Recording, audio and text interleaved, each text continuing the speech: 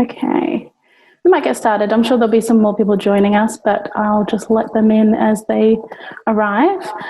So good morning, everybody. Thank you for joining us for this important webinar. We are recording this session, so we will send out a link to all members following this. My name is Summer Adams. I'm one of the Member Services and Communications Coordinators for MPAQ. And today I'll just be keeping an eye on your questions as they come in through the chat. If you can't see the chat on the right-hand side, just look for the chat icon in the menu that pops up at the bottom of your screen, and you'll be able to access the chat that way. If you've got any questions for the Minister, put those into the chat, and if you can get them in pretty quickly, and then we can make sure we get those answered at the end of the session.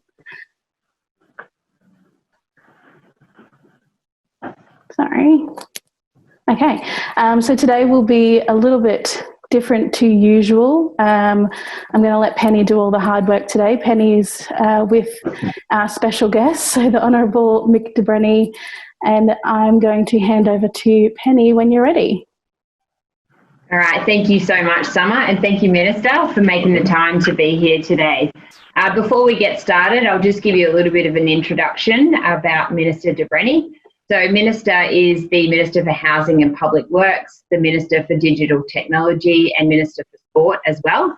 But we've renamed him to the Minister for Plumbing because it sounds much better. We've worked very closely with the Minister on a range of reforms for our industry, and we're truly grateful for the support that him and his government have provided to us. So thank you, Minister. You're welcome. The Minister has been kind enough to spend some time with us this morning answering questions that members have raised and that they've sent through about issues that are impacting the industry.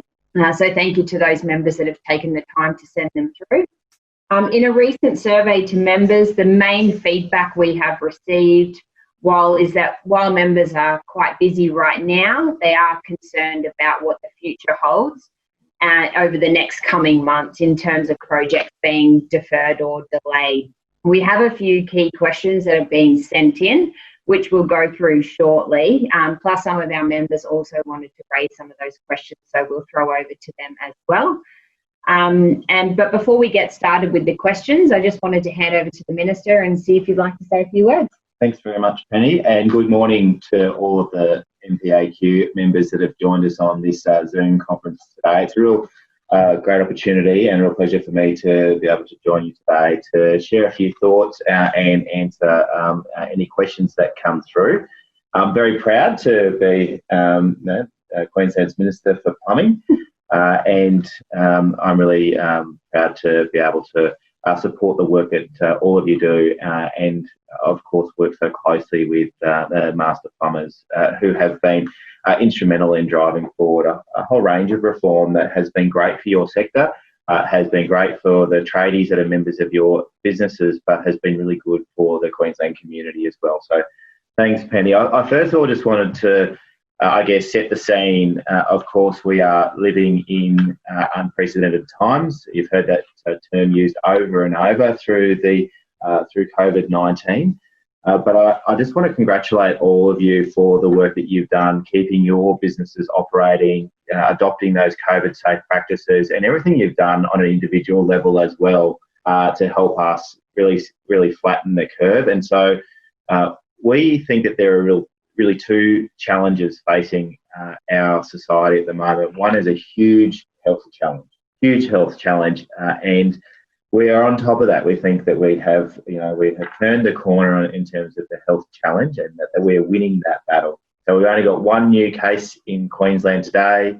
We think it's probably again from the Ruby Princess. If you trace it back, we've only got 12 active cases in Queensland. Compare that to some other states where they still have, over 300, and compare that to what we're still seeing in the United States, in parts of Europe and Asia. We've done over 174,000 tests. So the health challenge we are well on top of. And the second challenge that we think faces the Queensland society and all of us collectively is the economic challenge.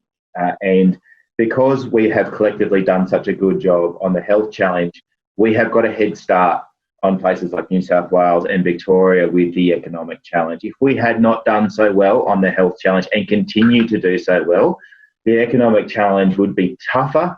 The decline in what we're going to see in terms of, reports, I'm hearing reports that GDP in the nation could fall by around $34 billion a year, and household consumption projected to decline by nearly $40 billion a year. That's going to impact on all of us. It's going to impact on every industry, but it could be exponentially worse in Queensland had we not won that health challenge. And I've got to recognise and acknowledge, I think, the plumbing and gas fitting sector in Queensland for the work that you have done in putting Queensland communities, buildings, places like our hospitals, our aged care facilities, head and shoulders above the other states. So we've done a lot over the last couple of years to get ourselves in this sector into that space. New plumbing and drainage laws, new mechanical service licensing, the new medical gas licensing. We opened the Plumbing Industry Climate Action Centre just last year. I know, feels like a long time ago. And we were really pleased to back that in with a further $20 million commitment to establish the Queensland Apprenticeship Centre by expanding the MPAQ. So we're really looking forward to seeing that being delivered in partnership with all of you. I want to acknowledge as well Penny's leadership in that space. Penny has led your organisation, has also led the Service Trades Council, and represents all of you on the Australian Building Codes Board, which I think is incredibly important. Queensland has never had such a strong role in the operations of the national regulatory system for building construction, plumbing, gas fitting than it does at the moment. We've heard loud and clear exactly what your survey has told you, Penny, which is people are okay in the construction industry at the moment, but they know that there is a cliff, right? And we know that refurbishments and renovations are the first to be declining out of the system. We know that major projects take years to start. The finance and planning approvals take a very long time, and so they're going to be okay for a little bit, but we're going to see in probably September things start to get bad unless we do something about it. And so I want to assure you that we are planning at the moment for investment in statewide infrastructure. We are going to be doubling down on our Buy Queensland policy. So as we invest all of your money, your taxpayer dollars in economic stimulus, there's no point in investing to stimulate a business from New South Wales or Victoria. We will stimulate Queensland-based businesses because you employ Queenslanders. And we want to continue to grow. We want to transition and transform as well. We think that, this is a great opportunity for us to say, well, how do we want our industry to look in a year's time, 2 years' time, 3 years' time? Now's the time to start working out our plans on that. So we want to do that in partnership with all of you. Penny's been joining me as a member of my Ministerial Construction Council, as she always does, as we're starting to develop our blueprint for economic sustainability and recovery for the construction industry. So we've got some work to do on that, but it's not very far away. So we're looking forward to making some announcements on that really soon. Sounds great. Thanks for having me, Penny. All right, so we might get into the first question. I'm going to ask the first one and then we'll go over to Kent. I know he's got a question. So the first one is a question that's come through from a number of members. Is the government looking to include a freeze on fees such as permit fees, notifiable work fees and licence fees due to COVID-19? Look, that's a really good question. And the conversation about fees and a range of other costs have been in the mix across all sectors. And what I've said really clearly to the Ministerial Construction Council is we will implement any measures that meet a number of criteria. First one is they actually have to have a real impact. They've got to be worth doing. Secondly, they have to be evidence-based. And thirdly, they've got to meet the pub test. And so in terms of the fees that are collected by the Commission and by other regulatory authorities, the assessment so far has been we haven't given any fee relief for any licence fees across any sector of the economy to date. Instead, what we have been working on doing is making sure that the investment pipeline continues to push through strongly. Fees for contractor licences are among the lowest in the country, and we're really proud to have worked with the master plumbers in terms of eliminating the dual licence fee issue. So we finally got that done. So you don't have to hold, well, you do have to hold both the contractor and occupational licence, but you don't have to pay.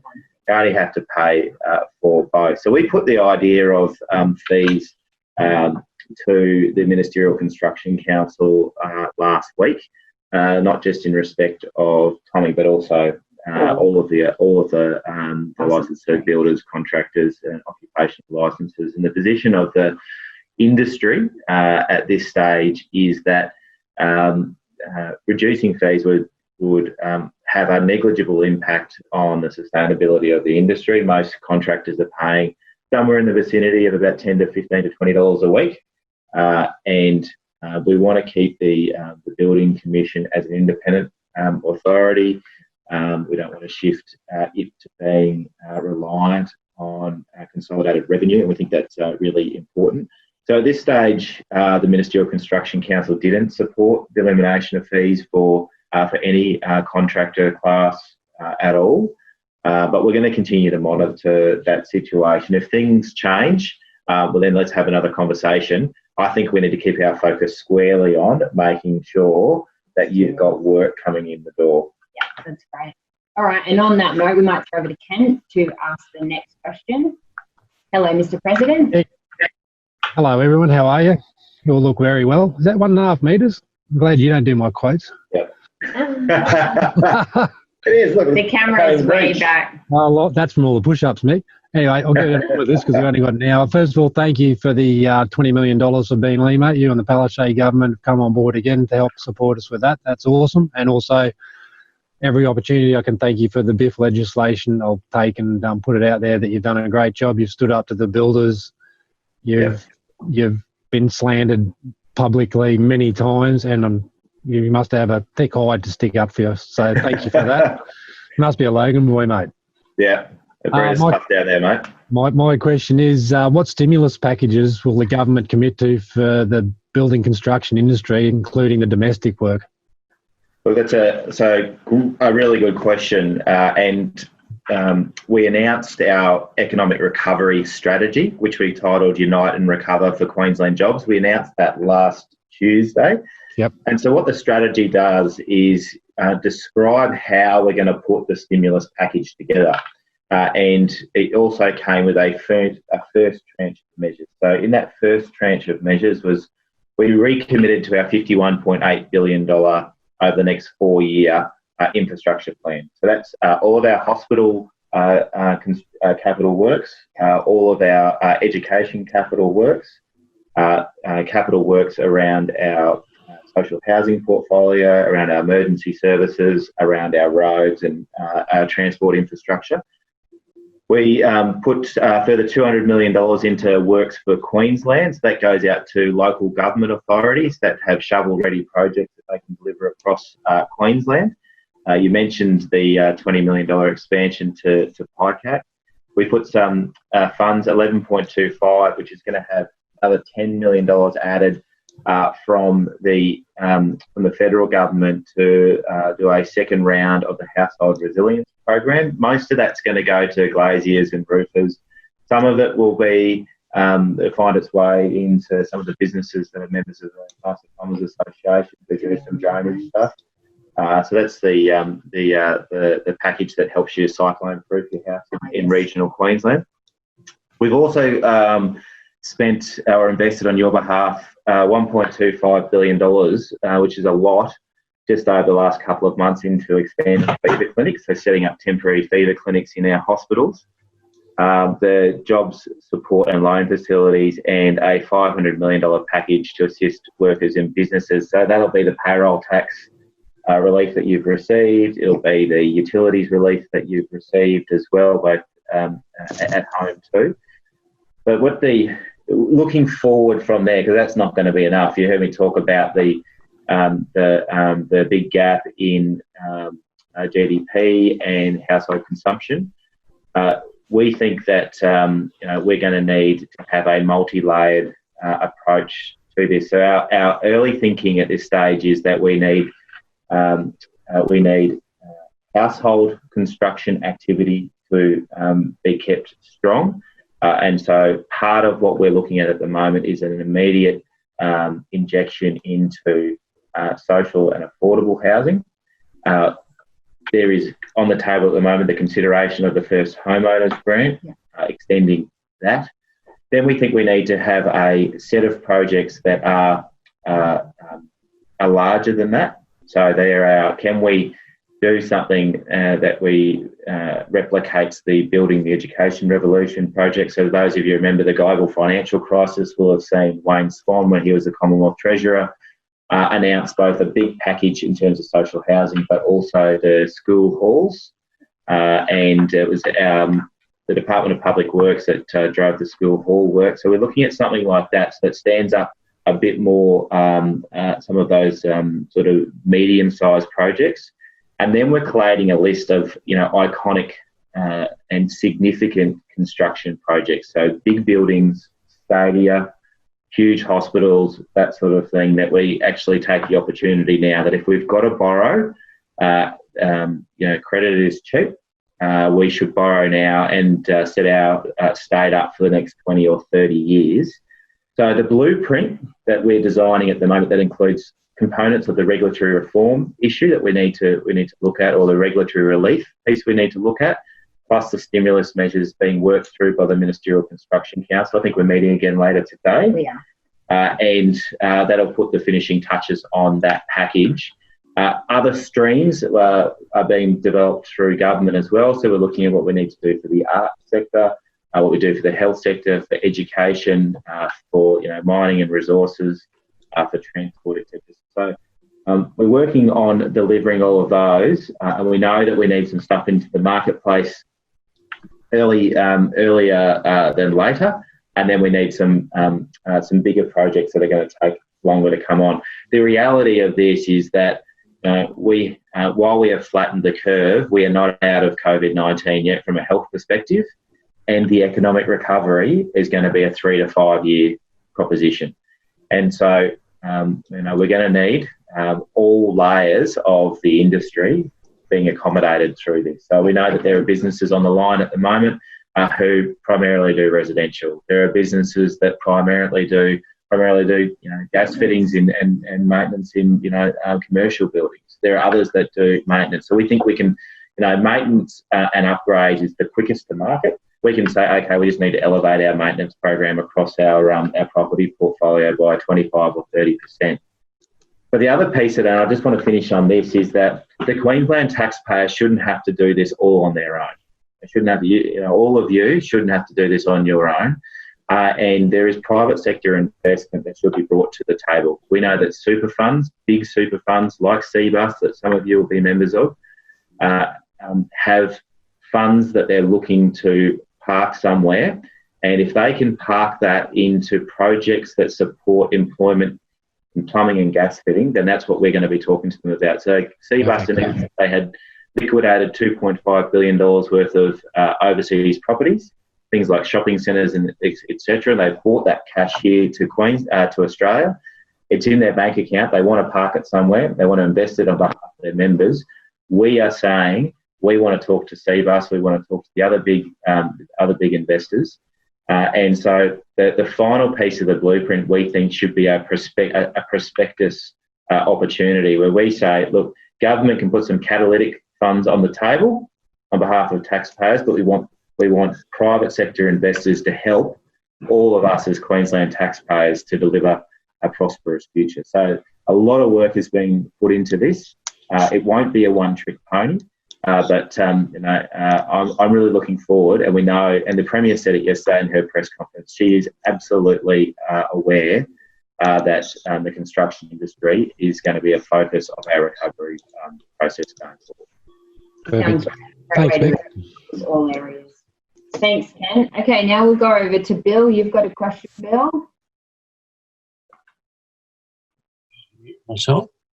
Yes, we can hear you. Oh, can you? Okay. Well, firstly, how are you, Mick? Good to see you again. Yeah, thanks, mate. Got a few things up in the air at the moment. Bit of work on, but we're getting there. I know that. Just one little thing. I just wanted to let you know, Bruce Wallace just texted me to tell me that Master Plumbers became a registered union of employers 120 years ago today. So that's a bit of a mark for Happy birthday. For our association. But my question, Minister, is about what we're, as an association, we're concerned about water stagnation and Legionella, and what can the government do to encourage the building owners to have these checked prior to their workers moving back and re-entering the buildings. You're probably aware the ABCB has put out a release and the department has circulated this to industry.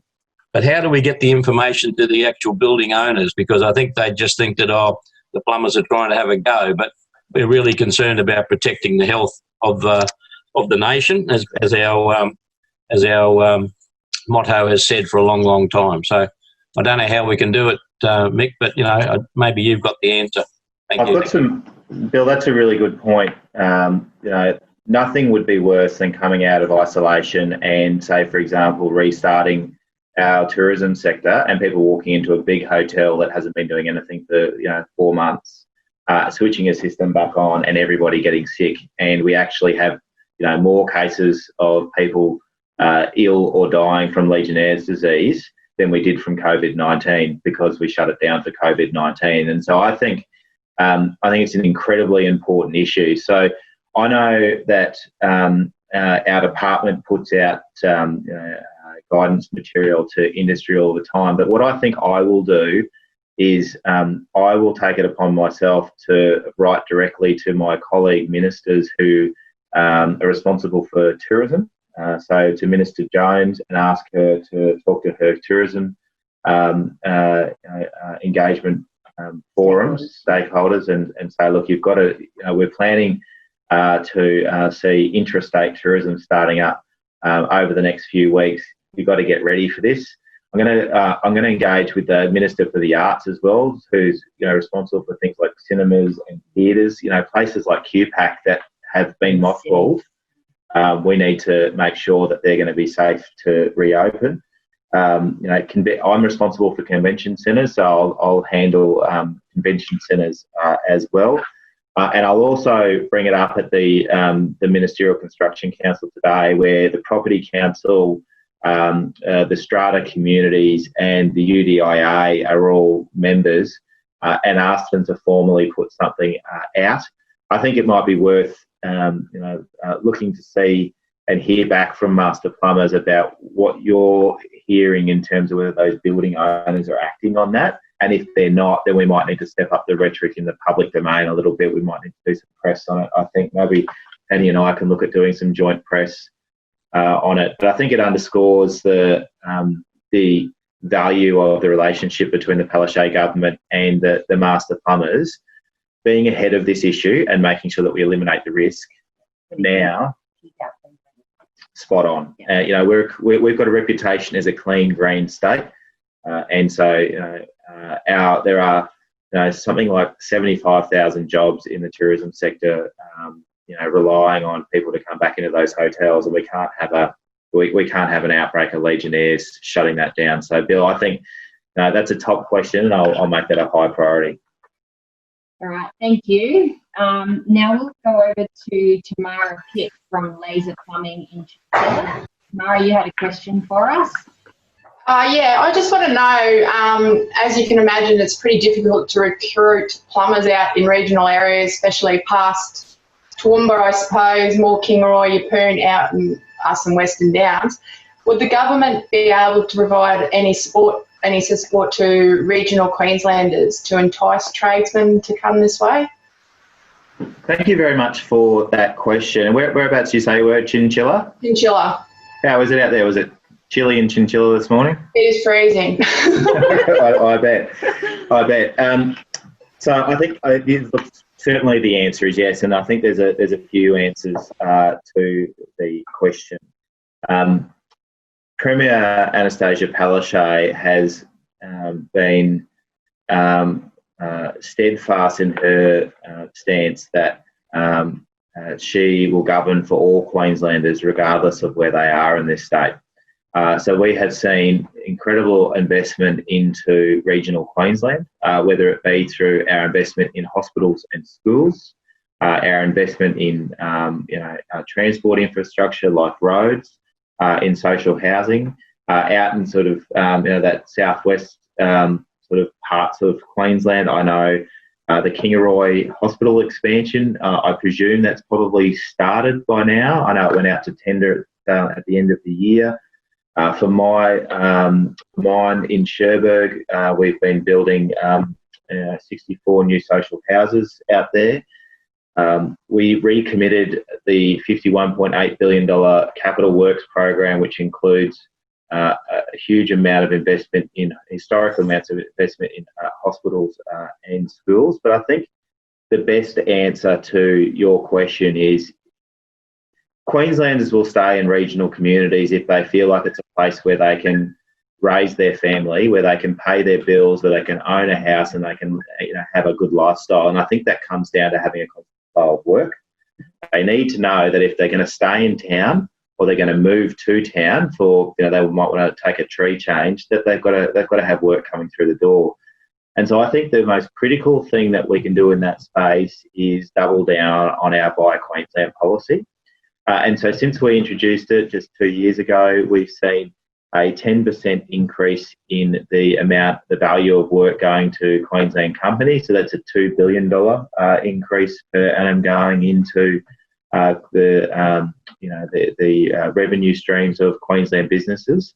And so in the design of our blueprint, our economic recovery blueprint for construction, one of the things that I want to ask the Ministerial Construction Council, but I also want to ask my colleagues for is that previously we've had a process where, and this has been to avoid constitutional issues and trade agreement issues, that we've provided a strong preference for Queensland-based companies.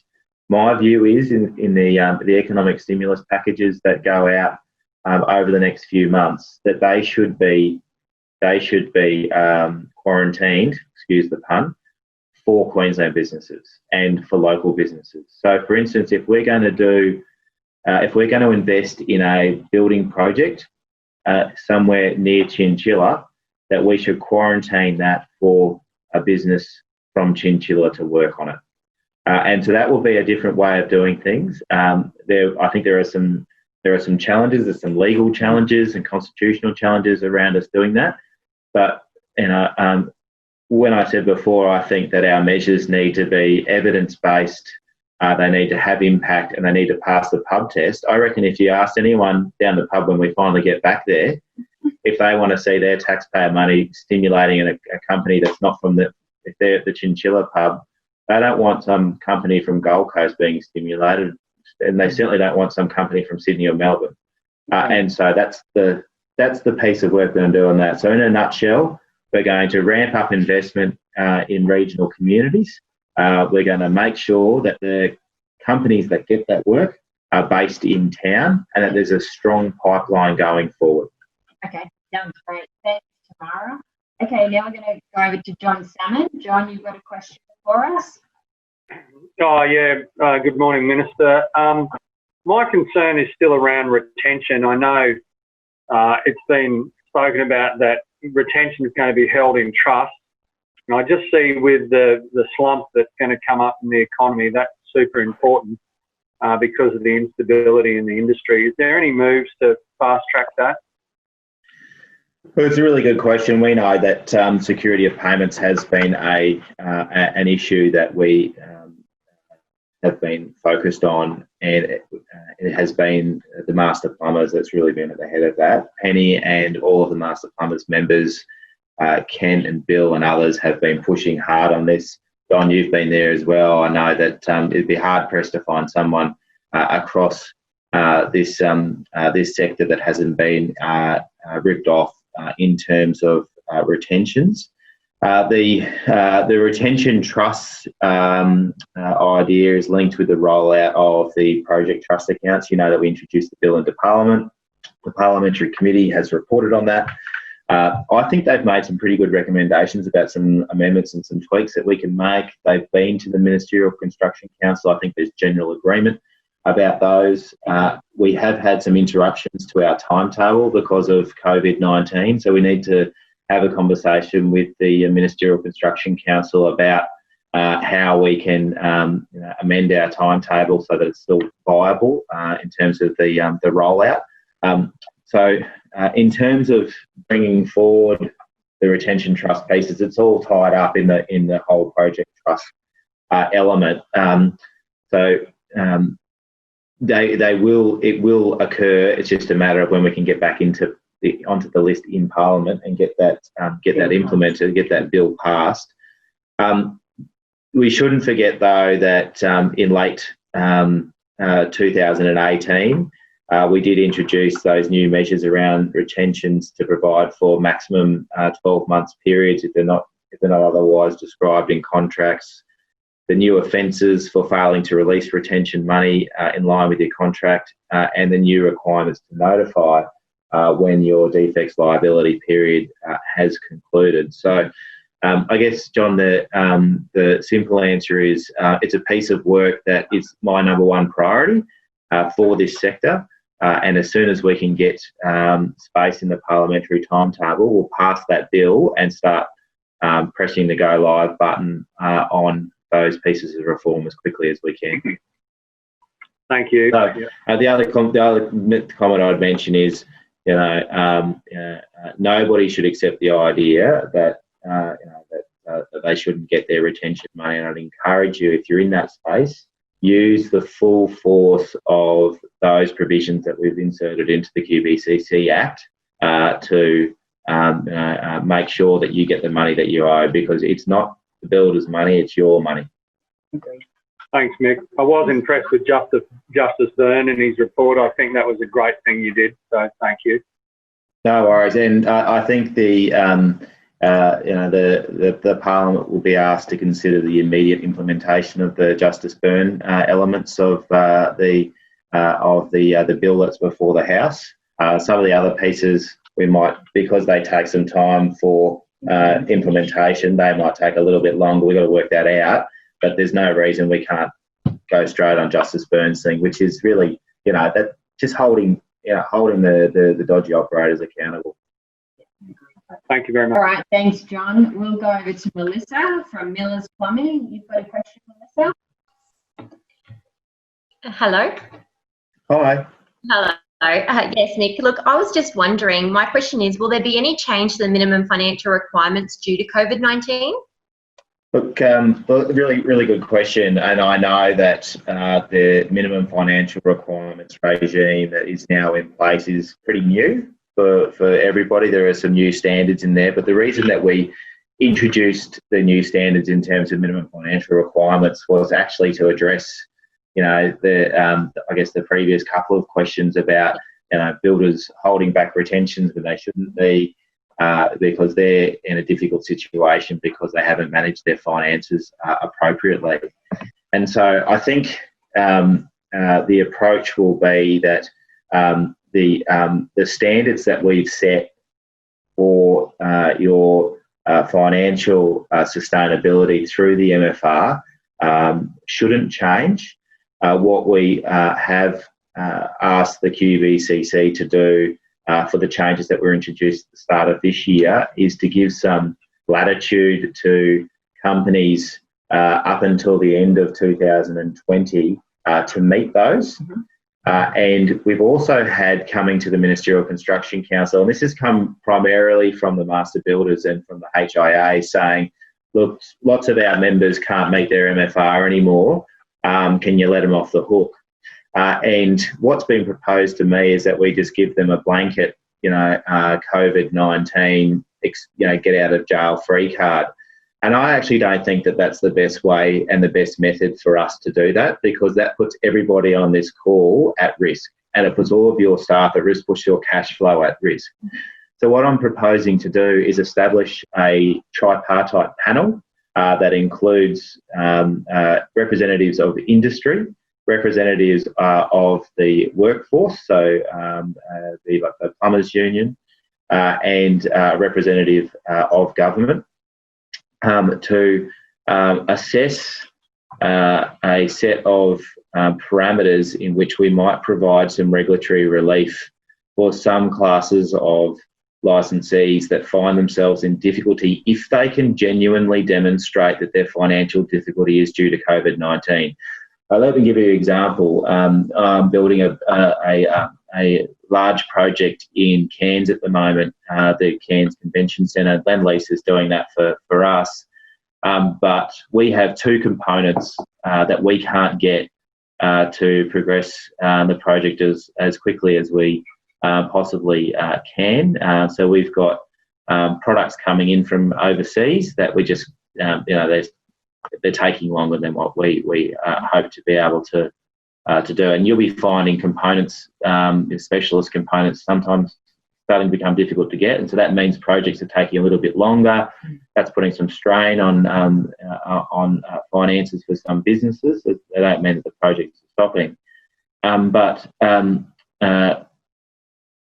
If a business says, I'm in that circumstance and therefore I can't conclude a project, and therefore I can't get a final payment, and therefore I can't meet my obligations to a supplier or another contracting partner, then I think we need to carefully apply some latitude to those businesses. We don't want to go around shutting people down. But if it's a business that continually fails to pay their debts, if it's a business that always pays late, if they're a business that has a terrible safety record, if they find themselves in the middle of COVID-19, once again, not meeting their obligations to their subcontractors and their suppliers, I don't think that they're a business that should be eligible for latitude. And so that tripartite panel will be asked to sort of determine the criteria about those that we let through the gate and those that we don't. It shouldn't be, COVID-19 should not be a get out of jail free card for companies that don't do the right thing by other licensees. So that's going to be a challenge to work through. But I think ultimately we set up a new MFR framework. It's rigorous. It will stand the test of time, and it'll certainly support financial sustainability, which will flow through the line to all of you. In the meantime, through COVID, as we get the economy going back up, which we said will take it will take years. Let's be nuanced in our approach, and let's make sure the good companies survive. And if there are some dodgy ones that happen to go by the wayside, then I don't think they should be rescued at the expense of all of you. Okay, thanks, Melissa. Now we're going to go over to Peter Gleeson from Harvey Bay Plumbing. Peter, you've got a question you'd like to ask?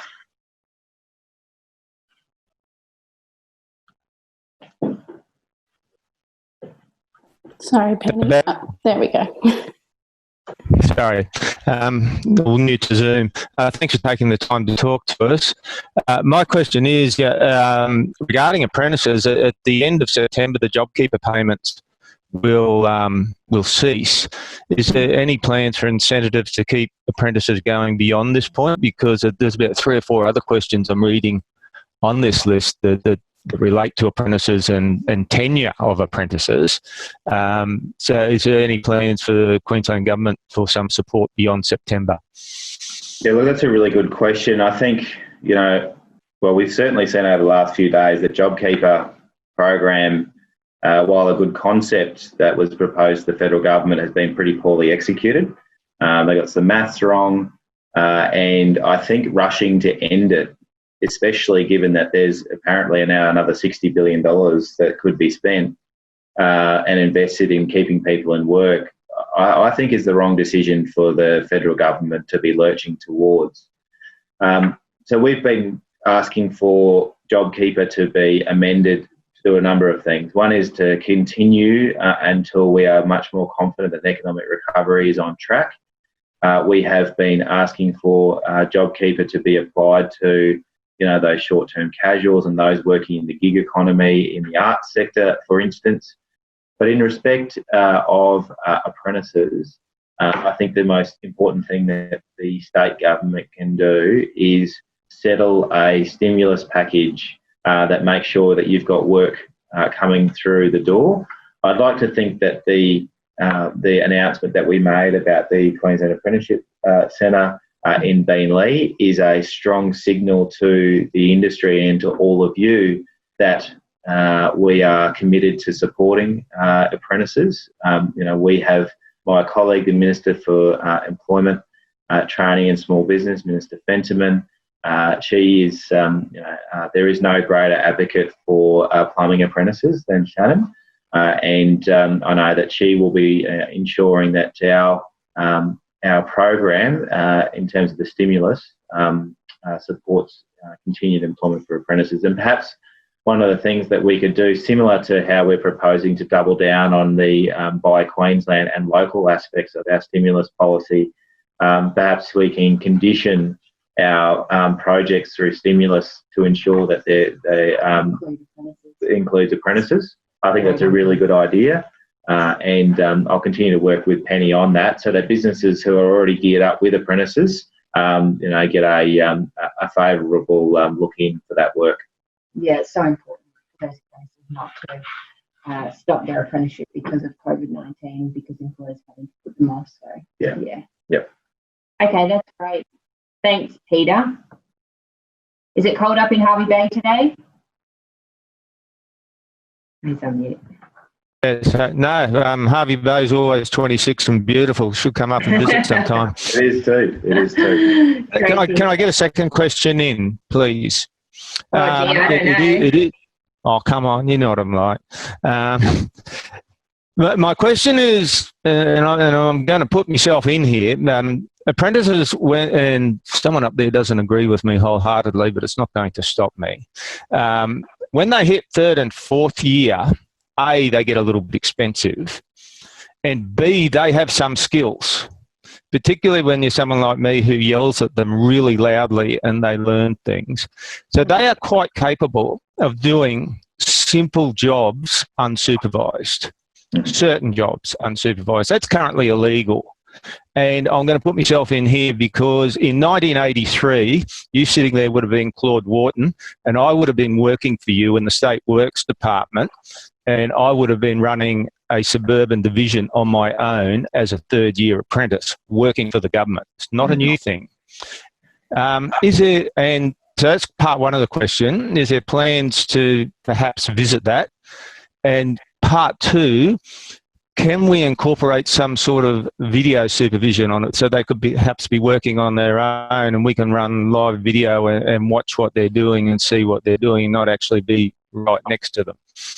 Well, I'd have to defer. I'm not an expert in training and apprenticeships, but the approach that I've taken to how we work through reform in this sector is to do it in partnership with industry, and so suggestions like that, if they're supported, presumably it goes through a process at the Master Plumbers Board. Services Trades Council, you're also very lucky that Penny is the chair of the Service Trades Council, which we appointed her to, and proposals like that have come through those frameworks and those channels, and if they're agreed, then government's willing to have a look at them. So I'll defer it to Penny to take back, and if it ends up on my desk or Minister Fentiman's desk, then government is not opposed to the consideration of things as long as they're aligned to meeting those criteria about being effective, that they're rigorous, that they pass the pub test, and that there's consensus around. Thanks, Peter. All right, Summer, how are we going with questions? Yeah, good.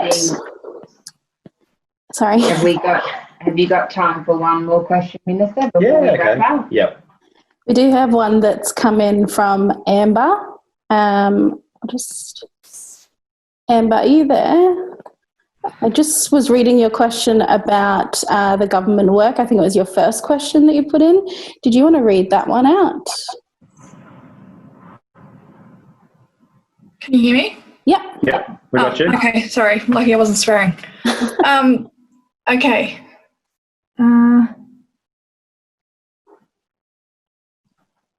So I think it was about how... Okay, sorry, Yeah. So from my past experience, we've tried to go for some of the government government projects that are supposed to support, stimulate work, but we've found... I'll just read my question, hang on. Yeah. So my question was, so from my past experience, there are a number of, there's a small number of big companies in the industry who seem to get all of the work from the government. How is the government projects going to be distributed down to small businesses, which we don't necessarily have the skills in terms of, following the tender process to submit tenders? Yeah. So look, I think there are probably two parts to that question. The first part is about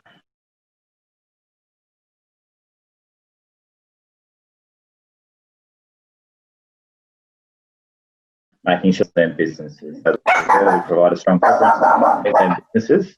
In addition to that, we want to have a think through what we can do through the stimulus package to ensure that that gets targeted towards Queensland business. So let's just get all Queenslanders in the gate as the first step. And then the question is about how can we ensure that more work goes to smaller businesses. And so there are a number of options at our disposal under consideration at the moment. So some of the tools that we can use are things called set-asides, where you actually set aside certain proportions of your work or our investment on behalf of you to small businesses. So we're looking at whether or not that would work at the moment. And we're looking at ways that we can use our procurement methodology to increase the amount of small business work or small business that performs work on behalf of the Queensland Government.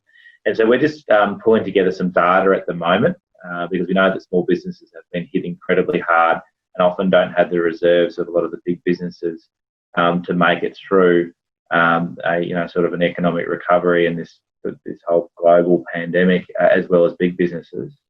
And so I'm working again with my colleague, Minister Fentiman, who's a Minister for Small Business, on a small business package. You would have heard last week that for the first time in Queensland, we've established a small business commission, and the small business commissioner is just about to be appointed. And once the small business commissioner is appointed, I expect there to be some announcements about improving the procurement methodology to support Queensland small businesses. So I guess, Amber, the answer to your question in a nutshell is watch this space over the next couple of weeks. Yeah, good question, Amber. And also the Building Construction Maintenance Committee put out some information recently around top 10 tips for tendering. And I know we sent that out to members last week just to help them out in terms of when they are actually putting in their tenders to provide support. So that's great. Thank you. Unfortunately, the Minister has to leave for another commitment.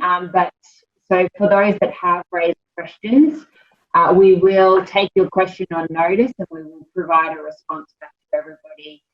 So thank you for making the time today to ask your questions and for coming online. It's so great to see everybody. Thank you, Minister, once again for your time. We know how busy you are at the moment with everything going on with COVID-19. And thank you for the support of the government, as Kent mentioned earlier, for the $20 million support for MPAQ at Beenleigh. We can't wait to get started on that project.